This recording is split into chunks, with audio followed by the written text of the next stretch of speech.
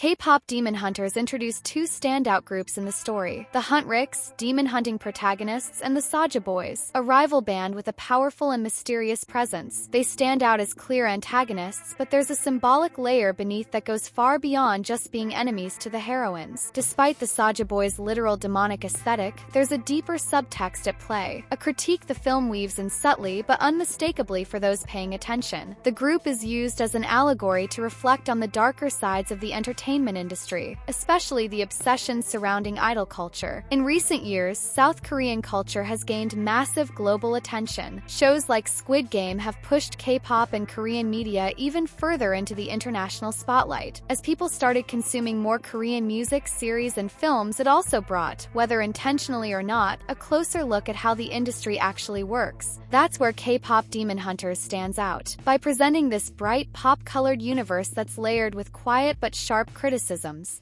the Saja Boys represent this overwhelming fascination with idols, which often masks toxic dynamics around fame, image control, and emotional manipulation. The series presents that contrast both visually and narratively, without spelling it all out, challenges the audience to notice what's really being said. This idea isn't exactly new or shocking. In fact, it's pretty obvious. Everyone knows there's an extreme level of fanaticism surrounding K-pop idols. We're talking about people who don't just admire these artists, but literally put them on a pedestal, treating them like sacred figures. In more extreme cases, that devotion goes as far as people saying they would die for their idol. And this isn't an isolated perception. When you consume content from people who experience life in South Korea more closely, especially outsiders who have moved there, this dynamic becomes even clearer. Many openly talk about how idols are treated almost like gods, and that's not an exaggeration. They are worshipped, followed, monitored, loved, and idealized in ways that clearly cross into unhealthy territory. This kind of adoration exists in other cultures too, but within the K-pop world, it's taken to another level. That's exactly why the way the Saja Boys are constructed in K-pop Demon Hunters is so compelling. They aren't just the villains of the story. They represent a direct critique of how the industry turns these artists into near-divine figures, while trapping them within rigid standards of image, behavior, and sexuality. And this isn't a forced interpretation. The film's director herself has stated that she drew direct inspiration from real K-pop bands and groups when creating the Saja Boys, and that one of the project's goals was to criticize the hypersexualization of idols. That creative choice adds depth to the group, making them not just antagonists but central elements of a broader and highly relevant critique of contemporary pop culture. Throughout the film, it becomes clear how easily the Saja Boys rose to fame within the universe of K-pop Demon Hunters. They basically show up, start singing, and instantly capture everyone's attention. But when you take a closer look at each member of the group, it's obvious that there's a deeper commentary behind them. Nothing about their design is random. Each character was built around a specific persona, crafted to work as a group but also to attract individually. And that ties directly into one of the film's central critiques, as highlighted by the director herself: the excessive sexualization of idols. The most blatant example is Abby, the most openly sexualized member of the group. This is emphasized repeatedly throughout the film, both visually and through the reactions of the main characters. Just think of the first time Zoe and Mira see the Saja Boys. When Abby's a button pops open, they're completely mesmerized. The scene brings attention back to his abs multiple times, with comments that make it clear this feature is a major part of his identity. Another subtle but telling moment happens when the Saja Boys perform in the city, and three older women in the crowd instantly fall for them. It's a brief scene, but it says a lot. Plus, Zoe develops a pretty obvious crush on Mystery and completely melts over him in more than one scene. All of this is layered with humor, sure, but it also functions as embedded critique, showing how the industry builds and exploits the physical appeal of these artists. And again, this isn't just fan interpretation. The director herself confirmed that the Saja Boys were created as a response to real issues in the K-pop industry, especially the hypersexualization and loss of identity imposed on idols. One powerful symbolic detail is that none of the group members have real names. This reflects a common practice in the K-pop industry, where artists are often treated as concepts or themes rather than individuals. The absence of real names represents the stripping away of identity and individuality. Idols become molds, manufactured to meet expectations. Beyond that, the demonic nature of the Saja Boys isn't just literal. it's metaphorical. They are the demons created by a system that corrupts through fame, deception, and blind worship. Even the group's name carries a double meaning. Saja can mean both lion and grim reaper in Korean, reinforcing themes of symbolic death, sacrifice, and distorted power. Each member of the group represents a specific critique. Abby, known for his abs, he represents the extreme sexualization of idols. He symbolizes how bodies are turned into products, manufactured, consumed, and stripped of identity. Romance represents parasocial relationships, highlighting how emotional attachment between fans and idols is manipulated to generate loyalty and dependency. Mystery represents the pressure to appear authentic. His character explores how idols are expected to seem real, even when they have no space to show who they truly are.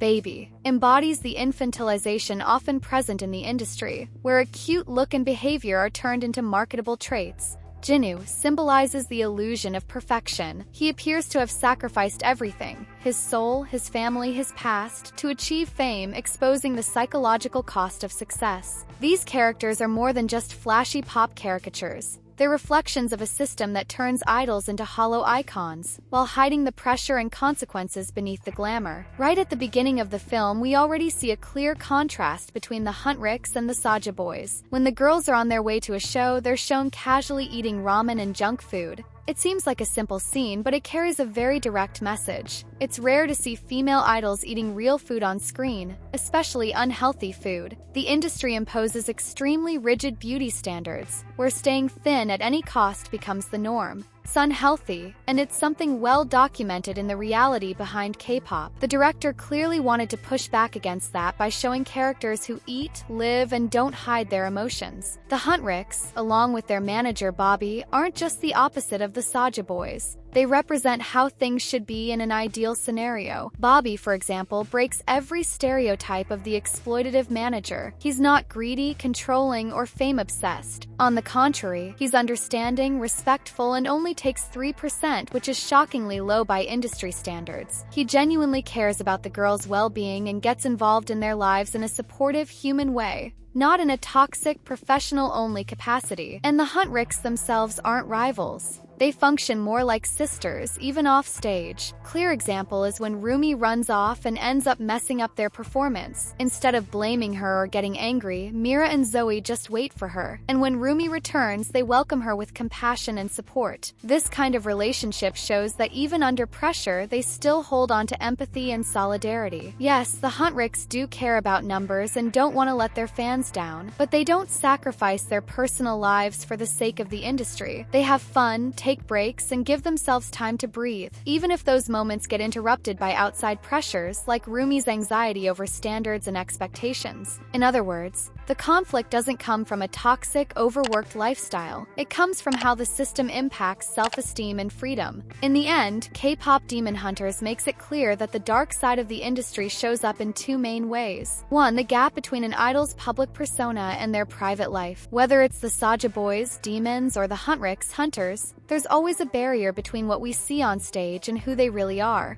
The film reminds us that just because you admire an artist doesn't mean you truly know them. Even if they seem nice off stage, everyone keeps part of themselves hidden. And that's fair, that's human. 2. Bobby's character, while idealized, serves as an indirect critique of how artist management works in the real world. He's the kind of manager who knows his place, gives the group space and freedom, and supports their journey without exploiting them. The film isn't trying to say Bobby is realistic, but he does represent how the industry could treat its artists better. One of the most symbolic moments in the movie is the Saja Boys' final performance of the song My Idol. It's a key scene for understanding the film's core critique. While they sing, they literally steal the audience's souls. Everyone falls into a trance, hypnotized, obsessed, completely taken. It's a clear metaphor for the power of idol worship. The song captures how obsession with an idol, in Korea or anywhere, can lead people to lose their critical thinking and fall into a kind of blind admiration. The movie delivers this with humor and exaggeration, sure, but the message is sharp. The system knows exactly how to manipulate desire, admiration, and consumption. And here's something important to make clear. Being a fan is totally fine. Admiring a group, a band, an artist, that's natural. Problem is when that admiration crosses the line and becomes fanaticism. When we stop seeing these people as human beings and start treating them like perfect, unreachable, almost divine figures. That's another powerful layer in K-pop demon hunters. Take Jinwoo for example. He's half demon but still human. And even if it wasn't intentional, that works as a strong metaphor. We stop seeing these stars as real people. And that's not just a K-pop issue, it happens everywhere. Public tends to place celebrities on an unreal pedestal, as if they didn't have feelings, limits, or a personal life of their own. But the truth is, they do have real lives. They have families, routines, good days and bad days. The problem is that the industry doesn't allow them to be fully themselves. There's a carefully crafted image that's maintained and sold, often forcefully. The idea that idols are always being their true selves is an illusion. If you believe that 100%, you're buying an edited version of reality, because at the end of the day, they are a product. Maybe to the fan, that artist feels special, someone they form a real emotional connection with. But for the big companies managing their careers, these artists are, first and foremost, investments, brands, marketing tools. And that's why we see so much hypersexualization, so much image manipulation, especially targeting older audiences, including adult women who develop unhealthy obsessions with much younger idols. It's an uncomfortable dynamic, but it's real. And K-pop Demon Hunters addresses that with intelligence, using its characters and symbolism to expose what's often overly romanticized. At the end of the day, K-pop Demon Hunters isn't just a fun story about demon hunters and villains. It's a sharp reflection of the real tensions inside the K-pop industry. Every detail says something, and if you really pay attention, there's way more going on than meets the eye. If you like this video, don't forget to hit the like button, subscribe to the channel, and turn on the bell so you don't miss what's coming next. And hey, click the video popping up on your screen right now. There's more waiting for you. See you there.